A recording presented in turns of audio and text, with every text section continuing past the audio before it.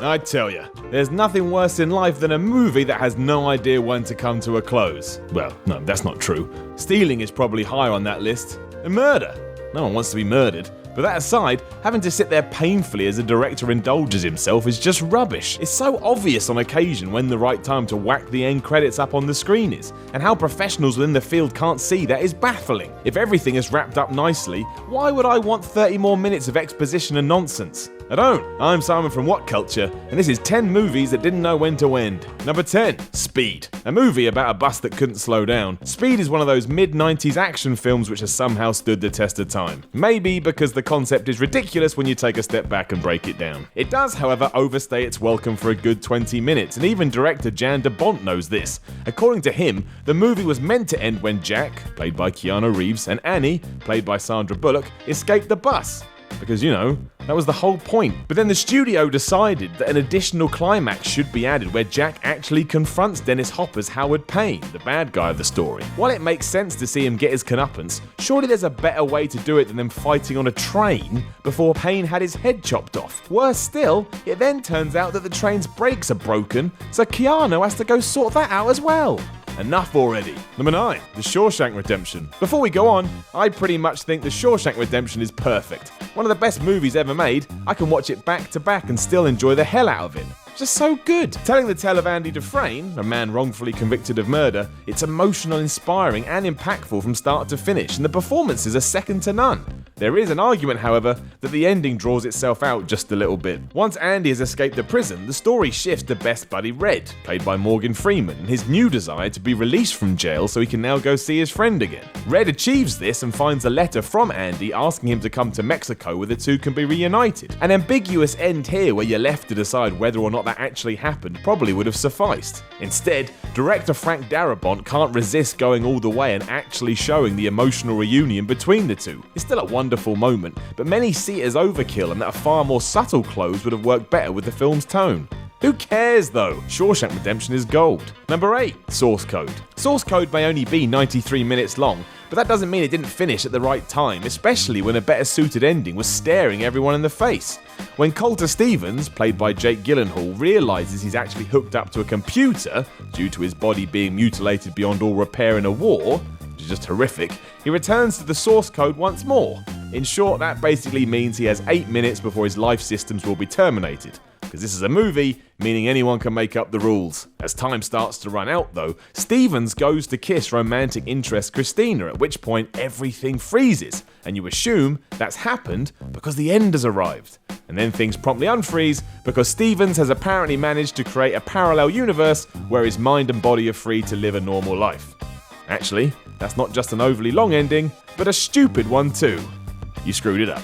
Number 7, The Matrix Reloaded. I mean, I would argue that The Matrix Reloaded should have ended before it even began, but what do I know?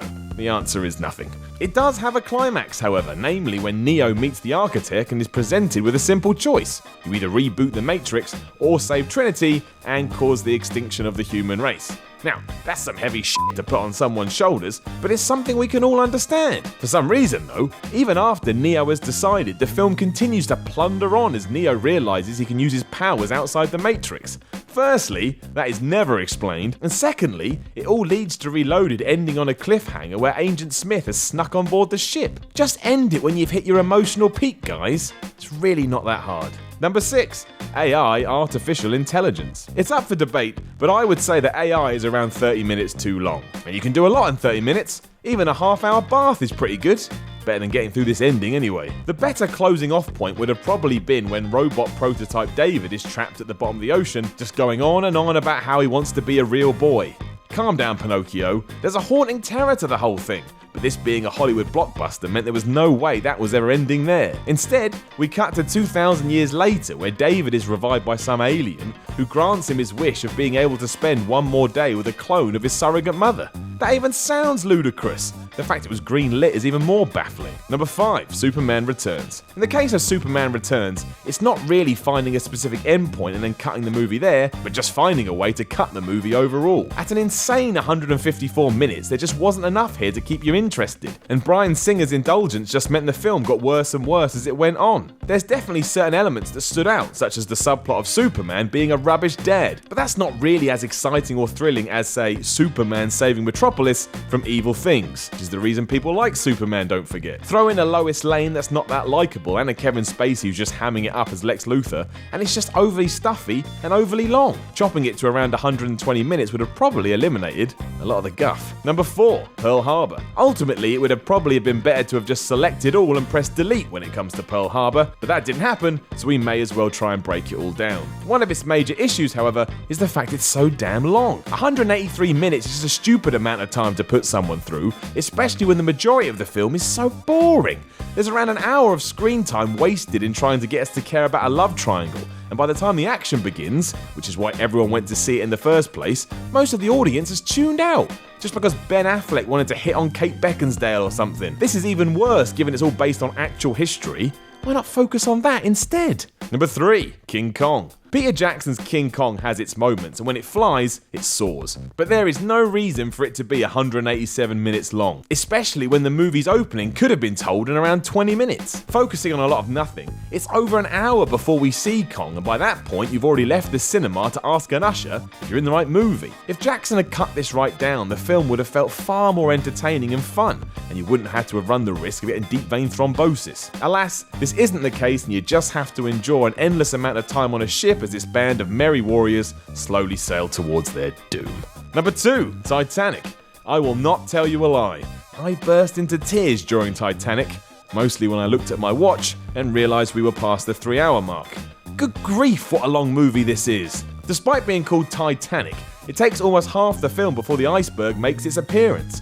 Half the film! Before that, it's all focused around Jack and Rose, hitting the idea of character development hard and letting you know that Billy Zane is a massive dick. Right, I got all of that in about 20 minutes, so just start the sinking already. Even after Jack dies, there's another 15 minutes or so about some necklace that an old woman wants. None of this was or is needed in a retelling of a tragedy about an unsinkable ship. But man, does James Cameron labour the point. Number 1, The Lord of the Rings: Return of the King. There's no two ways about it. When you take a step back and look at things, The Lord of the Rings: Return of the King has about 42 endings, coming in at a whopping 200 minutes. It just seems as if Jackson refused to say goodbye to this world, so instead draws everything out as he probably sat in the editing suite crying his eyes out. In reality, there are 6 endings as every person's story is wrapped up, but some are so painfully obvious there was no need. We don't need to see it actually happen, hinting at it is enough. And yes, I know this is what the books did too, but if the book jumped off a bridge, would you?